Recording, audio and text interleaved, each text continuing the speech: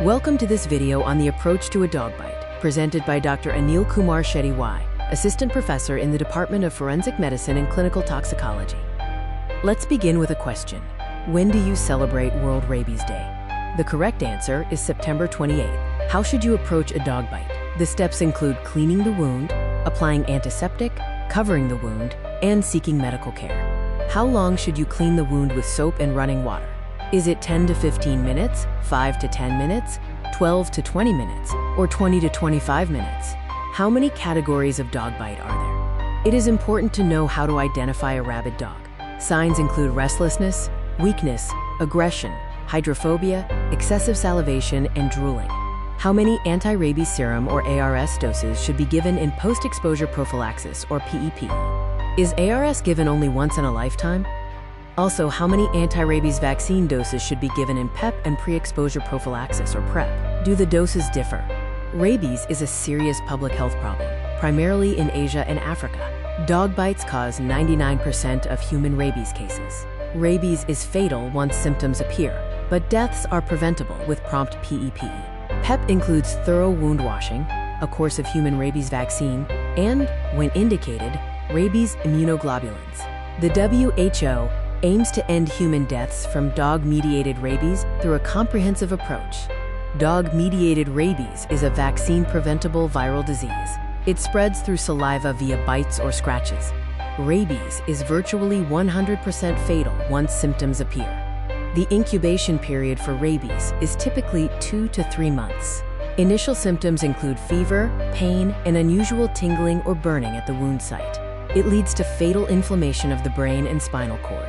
There are two forms of rabies, furious and paralytic. Furious rabies causes hyperactivity and hydrophobia.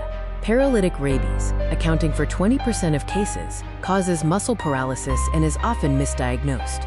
Currently, there are no WHO-approved diagnostic tools before clinical symptoms appear. Accurate risk assessment is crucial for PEP. Post-mortem confirmation is done by testing infected tissues. Prevention involves vaccinating dogs through mass programs, which is the most cost-effective strategy. Public awareness and vaccinating people both before and after exposure are also vital.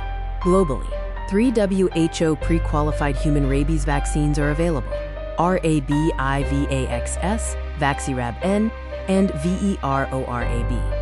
The anti-rabies vaccine follows the IMSN regimen, or ID regimen. Rabies immunoglobulin dose is 20 IU per kilogram for HRIG, or 40 IU per kilogram for ERIG, infiltrated into and around the wound. It is best given within 24 hours. This chart summarizes the vaccination schedule for post-exposure, pre-exposure, and re-exposure prophylaxis based on the route and number of doses and visits.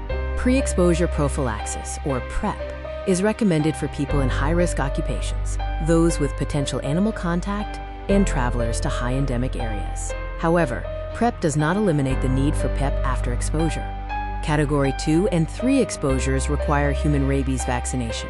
The full PEP course is recommended based on the severity of exposure. This slide provides additional details on the risk exposure and indications for PEP. Additional information regarding exposure risk and PEP indications. The WHO recommends that all human rabies vaccines comply with their standards. They also recommend moving from intramuscular to intradermal administration, which reduces costs by 60 to 80% without compromising efficacy.